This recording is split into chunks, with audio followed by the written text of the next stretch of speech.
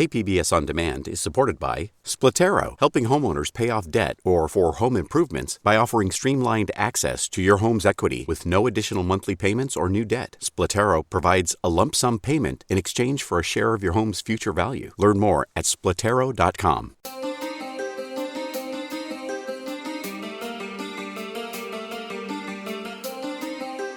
Welcome back to another edition of the KPBS Cinema Junkie podcast. I'm Beth Accomando.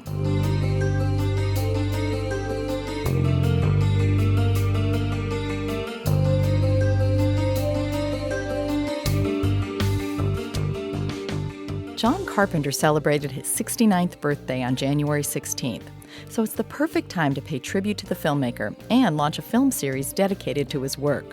So I'm digging into my archives for a pair of interviews I did with John Carpenter. One was in 1998 when Carpenter's Vampires was being released, and the other in 2012 when there was a re-release of Halloween. Carpenter politely turned down my new request for interviews, but these archive interviews allow some insights into the filmmaker and how he makes his movies. It's all in the reflexes. As part of Film Geek San Diego and with my partner in crime Miguel Rodriguez, we're kicking off Big Trouble in Little Cinema, the films of John Carpenter, on January 22nd with his student film Dark Star. The Little Cinema being the Digital Gym Cinema, a 46-seat micro cinema. We wanted to program this year-long film series so that we could show all his major feature films and in chronological order so that you can see him develop as a filmmaker. Have you paid your dues, Jack? Yes, sir. The check is in the mail. Since the Academy Awards are just around the corner, I was made aware yet again that John Carpenter has never been nominated for an Academy Award. Not for directing, not for composing, and not for writing.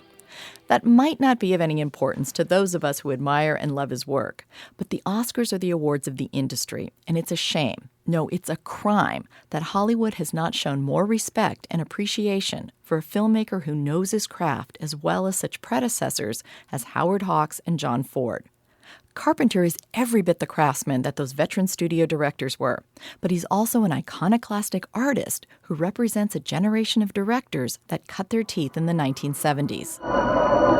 Dark star. They're not lost in space. They're loose. Carpenter began his career as something of a golden boy. His student film Dark Star received theatrical distribution in 1974, and his Halloween defined a new slasher film genre and created a horror icon in Michael Myers. I spent 8 years trying to reach him, and then another 7 trying to keep him locked up because I realized that what was living behind that boy's eyes was purely and simply evil. But later films such as The Thing, Big Trouble in Little China, and They Live initially did poorly at the box office and tarnished his popularity in Hollywood. But time has proven the genius in these films, and The Thing is consistently ranked as one of the best remakes of all time. The reason these films last and can be rewatched endlessly is because Carpenter makes genre films and then proceeds to subtly transcend the genre. Freeze! This is the police. Drop your weapons and place your hands above your heads. Assault on Precinct 13 is superficially a B-action film, but underneath it's a look at race relations and urban violence. Halloween is a boogeyman horror film, but it's also an exercise in cinematic tension. Here's how Sandy King, Carpenter's producer since 1988 and his wife since 1990, described how Halloween was not about blood and guts, but about building tension. That's in contrast to what many of the slasher films that followed tried to do. But what happened was, you can copy an idea and not get it right. And this isn't just because of my association with John. I mean, one of the reasons I became associated with him was that this was the guy that could make me afraid to go down the hallway. This was the guy that when I watched the dog walk down the hall in The Thing, it's one of the most riveting, quiet minutes of suspense. You pay it off with the bang. You pay it off with the exploding things and tentacles and stuff. But where you're getting people is the tension. In the original Halloween, there's very little blood. You very rarely see a murder. Body count's up there. Very little blood. More blood was spilled as you went on, and then the Freddy movies got more and more bloody. I haven't seen H2O, but I know from talking to Jamie it was a lot bloodier. But the blood's definitely up. You're definitely, increasing your Carbopol budget every time. That was Vampires producer Sandy King. Before I got to interview John Carpenter one-on-one back in 1998, I participated in the press roundtable with the director. He mentioned that he had been typecast as a horror director. So I asked him if he liked working in the genre or if he felt limited by it. I love horror movies and fantasy. I grew up with it. I grew up being a gigantic science fiction fan. I'm also the luckiest guy on the earth because once you have something like that, after Halloween, I began to make, within the genre, lots of different kinds of movies. I made a romantic comedy. I made a monster movie. I actually did a kung fu ghost story in Chinatown. I mean, you get to do a lot of stuff that you wouldn't ordinarily do. So, no, it's not limiting. But you must remember, I got in this business to make Westerns. I actually wrote a Western for John Wayne back in the 70s, before he died, right before he died. So my first love, in a sense, is the Western. But it's hard to get that into a horror film. He then spoke about his legacy and how he might want to be remembered. I'm just happy to be here. I just want to be remembered as somebody who showed up for a while and went away. I'm the luckiest guy in the world. There's no way a kid from Bowling Green, Kentucky could ever become a film director. There's no way. Much less have a whole career, be lucky enough to have his name associated with movies. I mean, it's amazing. So I just want to be remembered as being around. Have I done my dream movie? You know, every movie that you make, it's that you finish it, that you manage to get it out to the audience, is it in itself a reward. It's a dream. That's the greatest. You know, they don't all work. Some of them work, some of them don't. That's life. I just go out and do the best I can.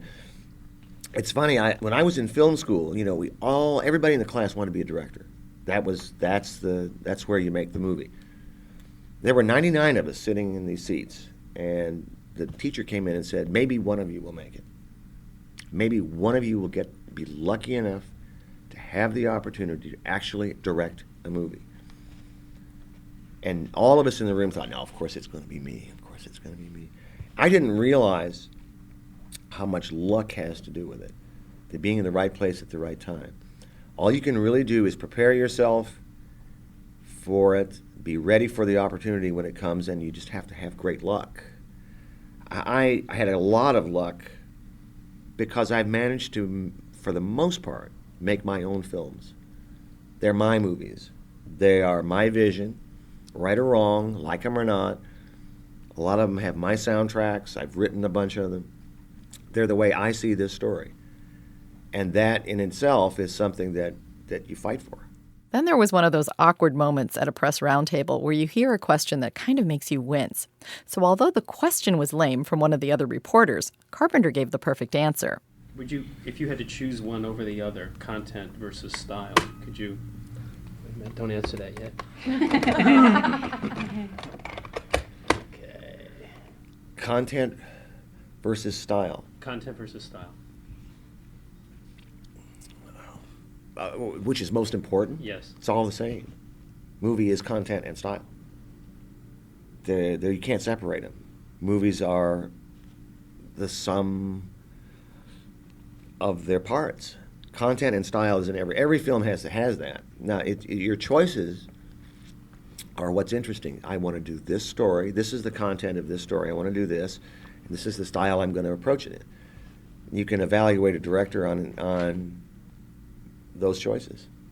I mean, that's the ball game right there. A lot of this comes from Howard Hawks. He's my biggest influence as a director. And the reason why is he is an invisible technician. Alfred Hitchcock wears his technique right on his sleeve. We all look at his movies and you can see what he does. You can see the cuts. You can see the suspense built up in terms of a Russian montage idea. Okay, cut. You can see the shower scene in Psycho. It's a showcase. But after having seen it, it's out there. It's easy to rip it off and copy it. What's more difficult is to copy, rip off, understand Howard Hawks' technique. He makes you think he has no style. He makes you think you're watching a story. And this was why he was so anonymous for so many years until the French said, my God, who is the personality behind these movies? Who's putting the thought into this? Whose vision of the world is this? That's what started really getting me. I thought, man, this is a great artist. Did you think Ford is in that same category too? John Ford? I don't know. See, Hawks, the difference between the two men is that John Ford is more of the immigrant point of view of America. He's very involved with family and tradition. He's very involved with the settling of the West, and everybody's the family values kind of guy. Hawks was the first modern American director. Cynical, he's talking about modern people, newspaper reporters. The soldiers and the cowboys in Hawks' movie, they don't go out and do what they do for the country and their flag and mom and apple pie. They do it because it's their job. This is what they're paid to do. Are you good enough to do your job? That to me seems to be a sophisticated modern American director at work. Very different than Ford, who romanticizes and softens everything. Everything is this kind of Irish music starts to play. Red River Valley starts to play, and you get misty. After all those roundtables were done, I finally got to speak to John Carpenter one-on-one at the Vampires press junket. But we got to speak about more than just the film. I started by asking him how he got involved in making a vampire movie. The idea of making a vampire movie is very difficult because vampires are so generic to the culture. They're a worldwide culture. They're not in and of themselves frightening anymore. Dracula as a creation is on a lunchbox. Buffy's on TV. We've seen it all. Okay. The only thing you can do with it is make the vampires somehow more imposing and more threatening to the characters in the movie. My approach was to make them more like savages, animals, and de-gothicize them, if you will. Take away some of their brooding, romantic, I'm the lonely, sensitive vampire standing against the night wind feel to it. Vampires, the vampire myth has been around cultures probably since we were all sitting by a campfire as a tribe. The evil is out there in the bushes. It's going to, grab your kids. It's going to rip your throat out. It's a wild animal. And someone thought of the idea that maybe the evil is in the human heart. And so there'd be a person who would behave like an animal. The werewolf legend is the man or woman who turns into a wolf. That's kind of savagery. The vampire is the same thing, except it has sexual overtones, the drinking of blood and taking fluid out of the body. But there's also the Dracula, Bram Stoker aspect. Dracula was the dying European aristocracy, feeding off the blood of the working class, trying to live, doomed forever to an eternal existence. It was also the romance novel, the Bronte sisters, the cliffs, and the tragic nobleman coming through the bedroom doors, and the bodice ripping action of the maiden in the bed to get bitten. It's all kind of funny now, but it's had so many incarnations. What are you going to do with it? Vampires are supernatural, and you're talking to somebody who doesn't believe in the supernatural at all. I don't, So, for me, I took this opportunity to make a Western. My vampire movie, the vampires are more like, again, going back to the wild animal issue. I mean, do you think in some ways that vampires were never meant to be really scary so much as to appeal to that dark side? That they've always been more attractive as evil figures than a lot of other, horror characters? You notice something about the culture nowadays. There's a little fashion, glamour, vampire chic happening. The young kids like to dress up kind of in this gothic outfits with dark lipstick and long nails, and some of them run around pretending to be vampires, and it's like the gothic pose. I don't know. It's appealing to the outsider in society in a way, the brooding loner, and they are appealing. I think they are, especially from the original Dracula, who is the evil side of sex, the dark side of sex. It's irresistible.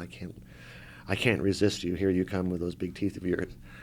It's kind of funny anyway, but it's very fashionable.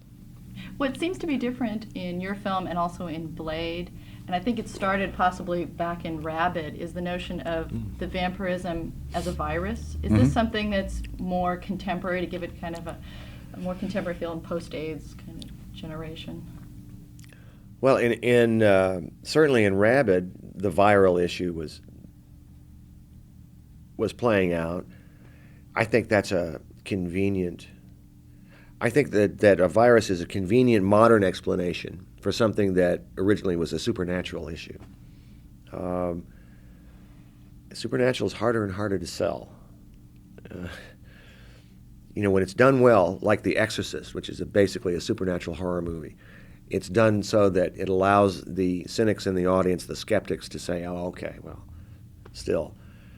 So a virus is an interesting approach. Actually, the first time the virus was used in any kind of literature that I know of was in Richard Matheson's novel I Am Legend.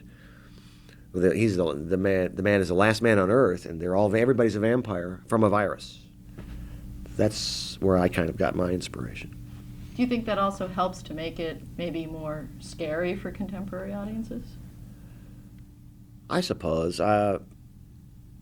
Contemporary audiences are they're a tough audience nowadays. There's this postmodern cynicism that's inflicted the audience. The audience has seen so many movies, so much television. They've become extremely cynical about the form the movie's going to take. The good guy always wins. Motherhood, purity, apple pie, patriotism always win. They always triumph. It's a family values time.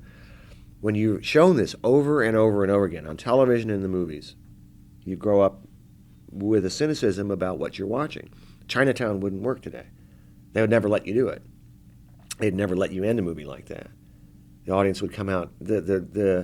If Chinatown was market research today, the audiences would. They'd make you cut. They'd make him go back and reshoot the movie. It just wouldn't happen. One of the things I find so difficult too is they do all these behind-the-scene things. Everybody knows what a blue screen is now. Everybody knows how.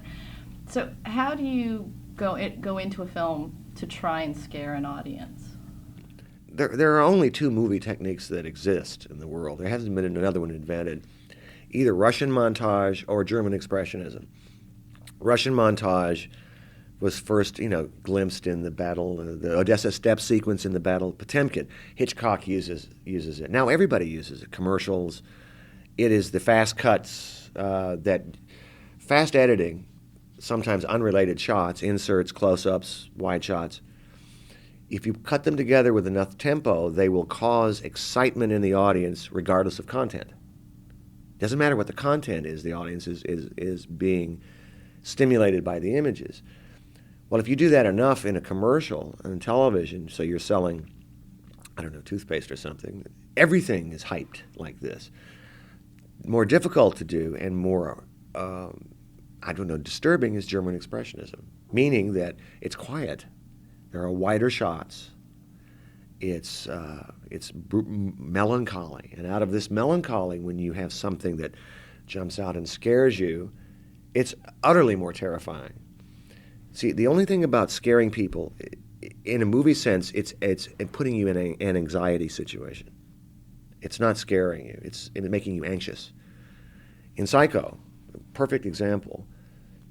When she's walking up the stairs to the house in the end, Vera Miles, you're saying, "Don't! What are you doing?" It's making you anxious for what's going to come. That's what fear in movies is. You go to a horror movie, they're going to jump out at you or do something. When is it going to happen and what is it going to be? And how far will the filmmaker go to do this? Then that makes you anxious, so that when it happens, you jump and grab your date, whatever, husband and wife, whatever happens. But that's what it's about. Well, it seems like today what the answer for a lot of filmmakers is to throw in the jokes, too. So that, in case we don't scare you, we're going to let you know that wasn't our only purpose here. I think you're talking about the jokiness. A lot of times is a result of this postmodern cynicism that is infected the audience, and it's inevitable. I guess there's no going back. They're so very jaded about what they see dramatically. Usually movies are telling them that they're seeing a movie. First time I really noticed it was in a submarine picture where one character said to another, "Now you have to call just like they did in Star Trek." And I thought, are you kidding me? You kidding? Make a Star Trek TV reference in a kind of a tense. But it's I suppose it's under the idea that we're all modern now. We're modern and hip.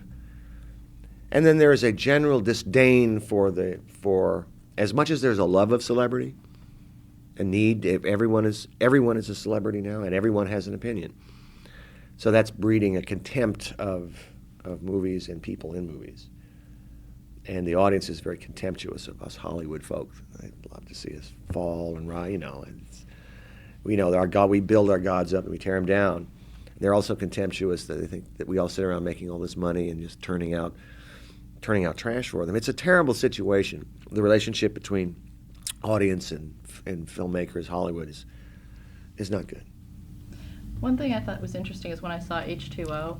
I mean, the film was very disappointing. H2O. I haven't seen it. I don't. And I mean, what I'm just curious about is, I mean, I remember reading, you get scared by Halloween, and I'm wondering why these new kind of slasher films don't do well, aside from the fact that they're trying to rip off. But it seems in some ways that the filmmakers are almost scared to really scare you, because I mean, Halloween, I think part of what was so scary was you don't have that security that the girl's going to live at the end. And somehow in these new ones, you feel like, okay, there's only 6 characters. They can only kill a couple of them. They're not going to kill the lead.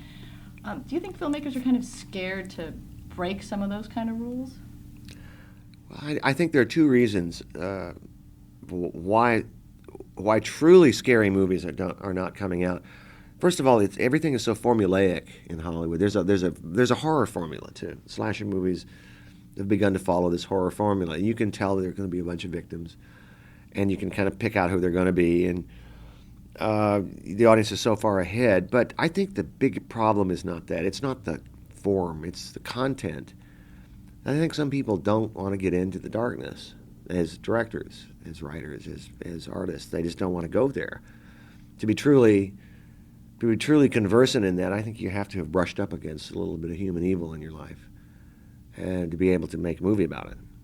And you have to kind of believe in it, whether it's your own fears, your own life projected upon a film, or an encounter with human evil, or something of that nature. There needs to be some personal investment from the director into the darkness. You have to. An editor told me once on a film, he says, you have to embrace the darkness, man. You got to embrace it. Let it be your lover, because that's what you're telling the story about. So what would you say is how you've brushed up against that evil? I've brushed up against real life human evil many times, and starting in my own circumstances as a child and throughout my life. And it's there's nothing more chilling. Nothing. What scares you? Everybody's afraid of the same things. We're all afraid. We're all born afraid. We're all afraid of the unknown, of death, disfigurement, loss of loved one, pain.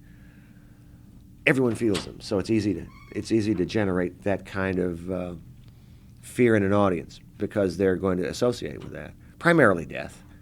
We're all afraid of death. We all invent these things to get us out of it. Those fears expand into personal relationships, into in other areas, in fear of intimacy, whatever you want to call it. These are all primal things, go back to parents. So I can't invent a new kind of fear, because we're dealing with something that's as clear-cut as sexuality. We all have our varieties of it, but it's a part of the human condition.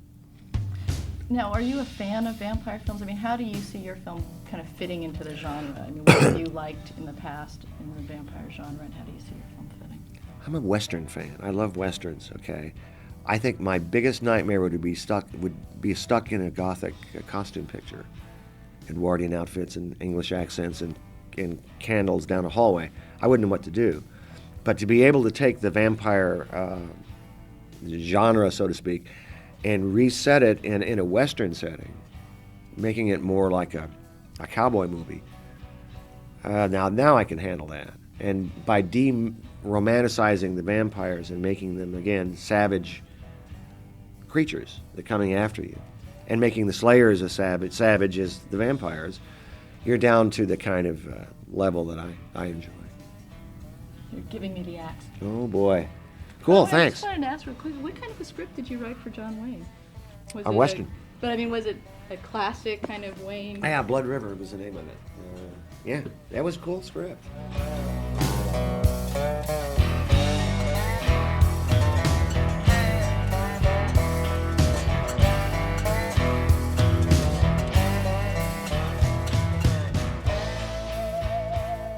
That was my 1998 interview with John Carpenter.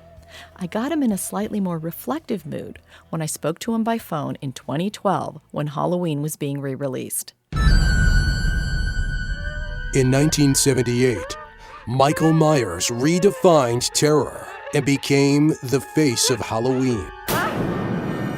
Now, he's back.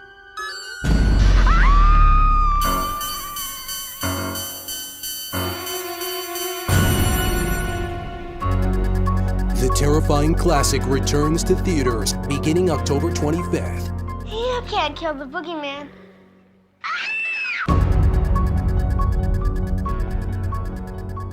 First of all, I want to say that I'm pleasantly surprised that when they decided to re-release Halloween, it didn't come out in 3D or something. How did this re-release come about?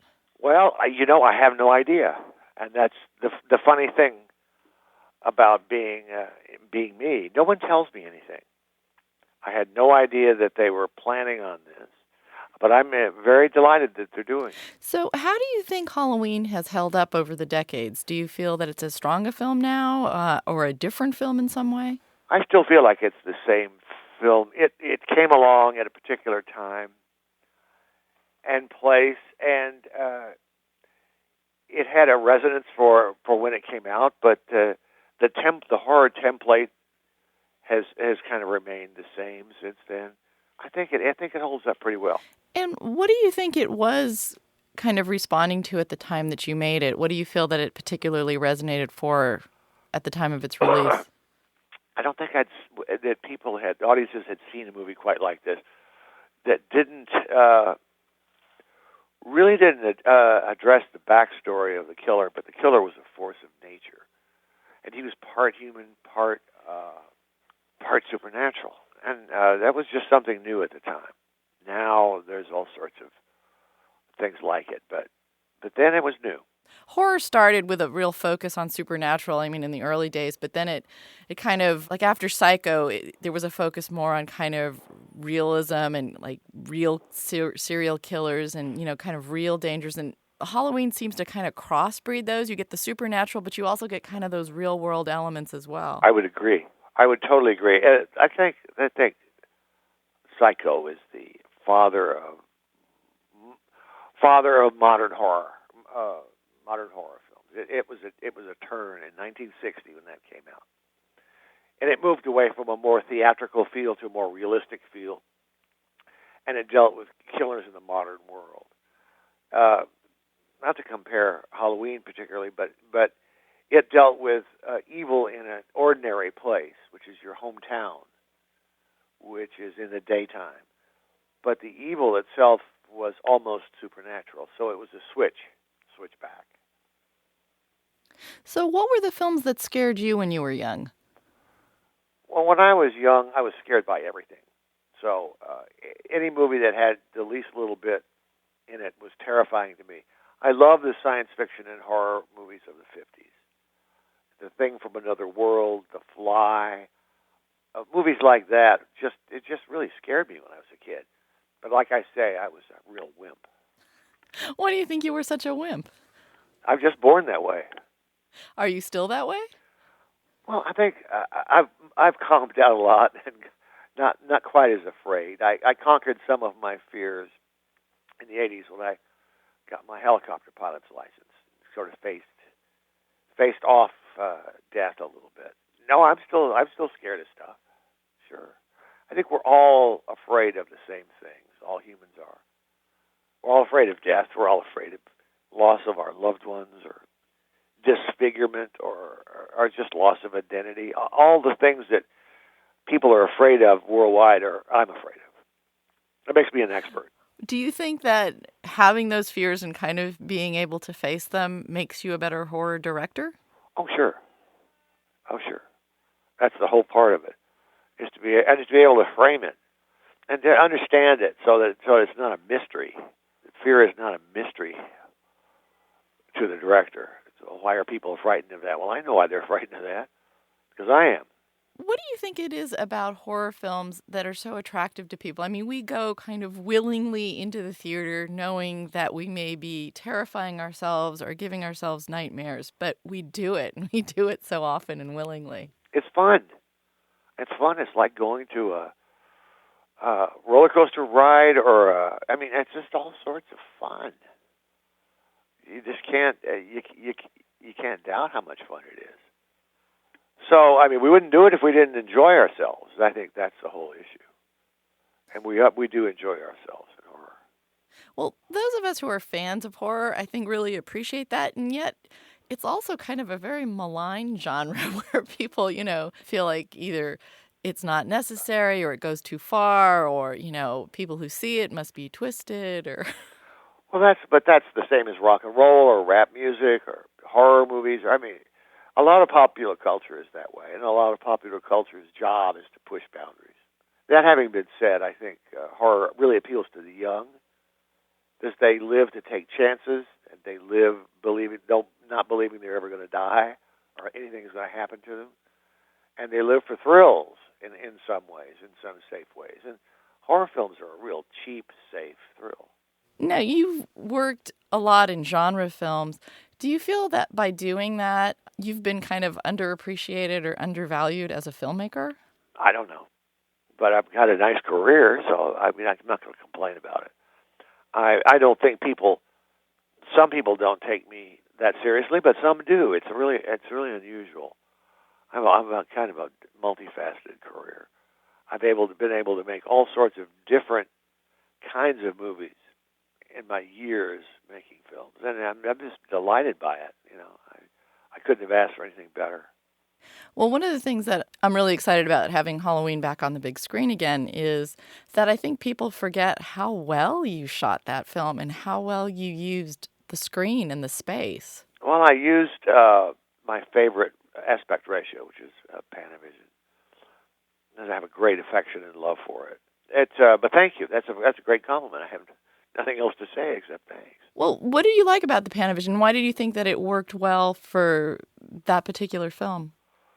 Well, I've never really seen too many horror films done in that aspect ratio. It's just kind of different, and I don't know. It's just aesthetics. I just love the aesthetics of that frame. I just think it's unbelievable, and I'm just in love with it. I've always been in love with it. How did you approach kind of building the scares into the film? One thing is people may remember that there's a lot of kills in the film, but they may not remember that you really used a lot of restraint in showing them. So what was kind of your approach to making it scary, or how did you feel you wanted to heighten that tension or heighten the horror? Well, what you're saying is absolutely accurate in terms of what the movie was, but you have a man, essentially a man with a knife, or a creature with a knife. It's not. Everybody knows what that is about. So you don't have to show much. It's more about the what happens in the dark. He's everywhere. It's more the dread and anticipation of that than what I show you in this particular film. It all depends on the movie, though. You see, that's not just a universal. If you have a movie that requires seeing something a little bit harder and more graphic, then you should do it. But that's all story dependent. Well, what kind of things dictate because it seems like for a horror filmmaker, the debate you're constantly having is like, how much do you show and when do you show it? It's all a matter of director's discretion, and hopefully the good taste of a director. There's no rule. I've had people try to lecture me on what to show and what not to show. I remember this very earnest, very, very earnest Italian actress and I were having lunch, and she said, "You must never show the devil." I can't do an accent. Well, maybe, but maybe you can. I think any rule can be broken.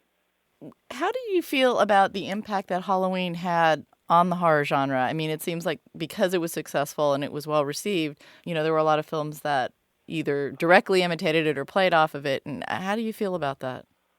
Well, it's always nice to be on the good end of things as opposed to having a complete utter failure. I think it's very pleasant.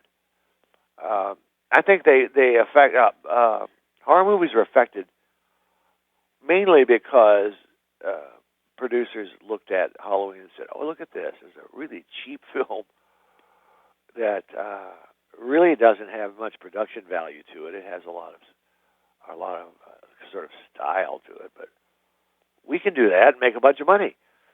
That's all money driven. Am I sounding too cynical? I'm sorry. No, not at all.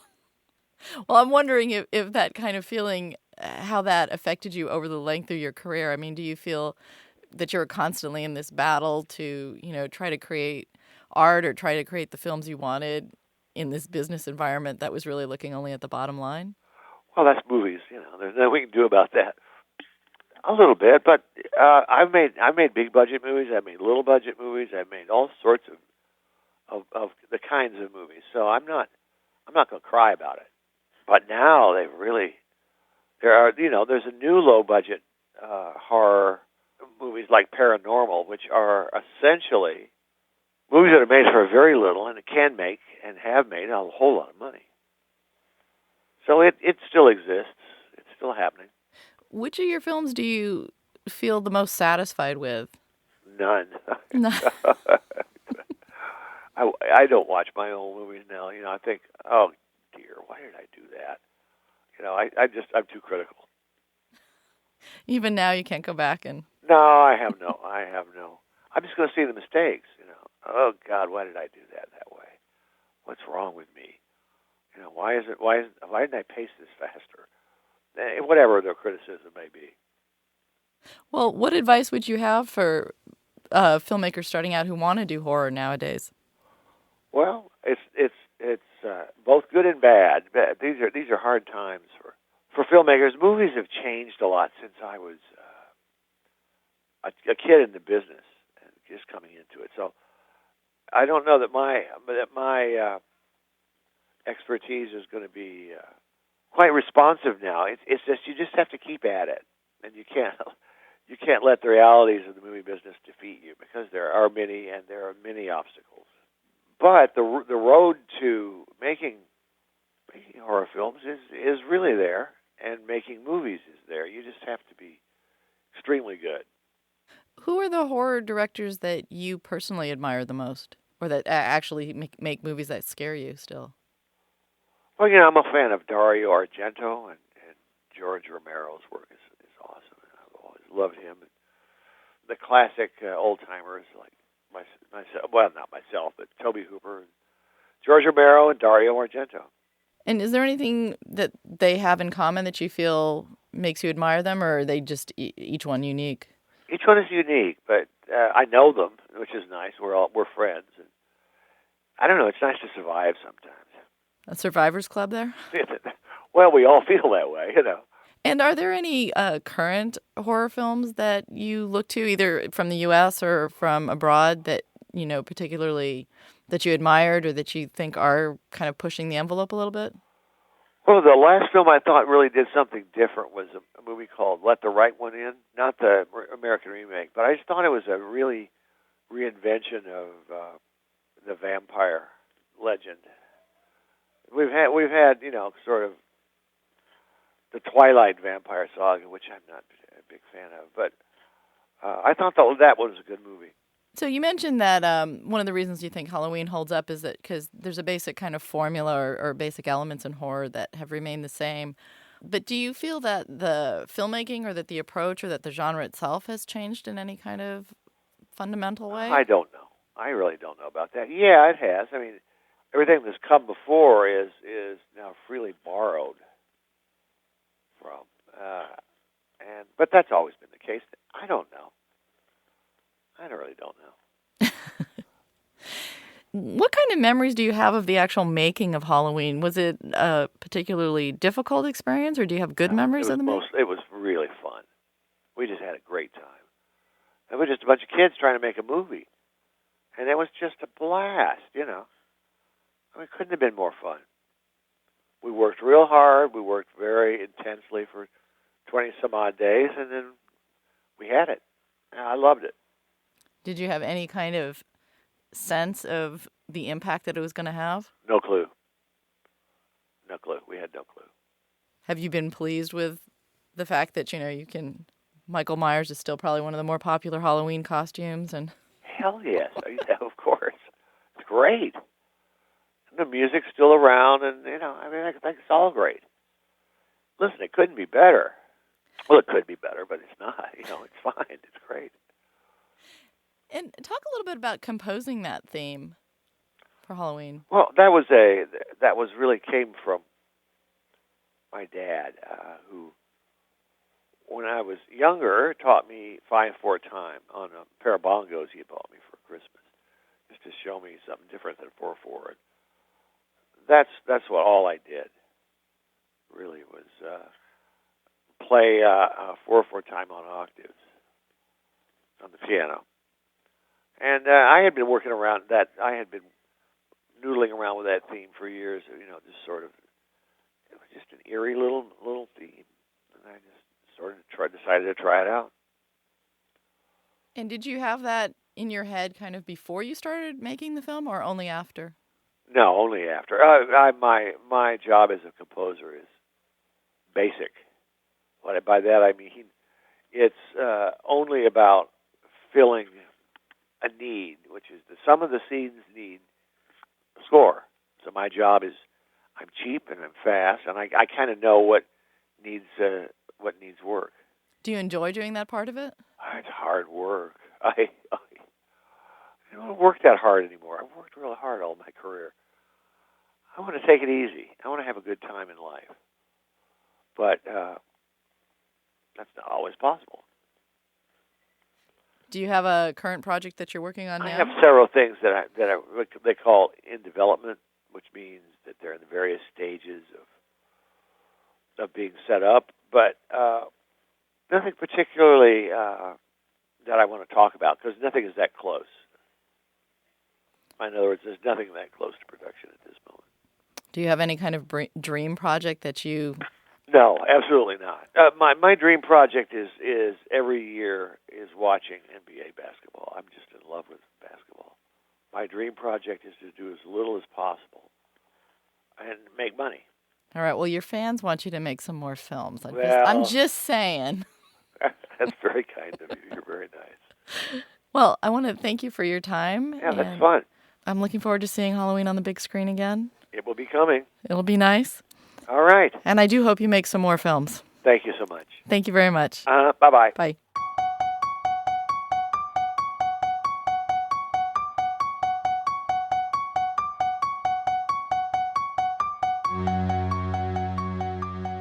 I wish I could have interviewed John Carpenter again, so I could have talked to him about all of his films rather than focusing on a particular one. He's a director I deeply respect for his craft and for his dedication to making the films he wants to make. He makes lean, mean films that have no fat. His films stand up as classics of their genre, but then proceed to explode those genre roots. The Thing may be Carpenter's best work, and it's based on a film by Howard Hawks, a man that he deeply respected. It's a classic sci-fi horror film elevated by brilliant practical effects and made resonant by a social commentary about a world Carpenter was living in 1982. It's a film that's distinctly of its time and yet universal in exploring human nature and fear. If you're in San Diego, please check out the Film Geek's Big Trouble in Little Cinema, the films of John Carpenter. It kicks off with Dark Star on January 22nd at 1 p.m. at the Digital Gym Cinema and continues with one film a month on select Sundays at 1 p.m. It'll be a chance for fans of his work to pay tribute to the director.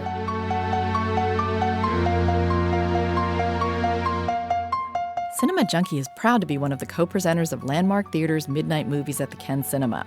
Coming up on January 21st is Rocky Horror Picture Show, with live shadowcast by Crazed Imaginations. And you can celebrate Women in Horror Month on February 4th and 5th with Mary Herron's American Psycho. Thanks for listening to another edition of the KPBS Cinema Junkie podcast. If you enjoyed this podcast, please go to iTunes and leave us a review. So till our next Film Fix, I'm Beth Accomando, your resident cinema junkie.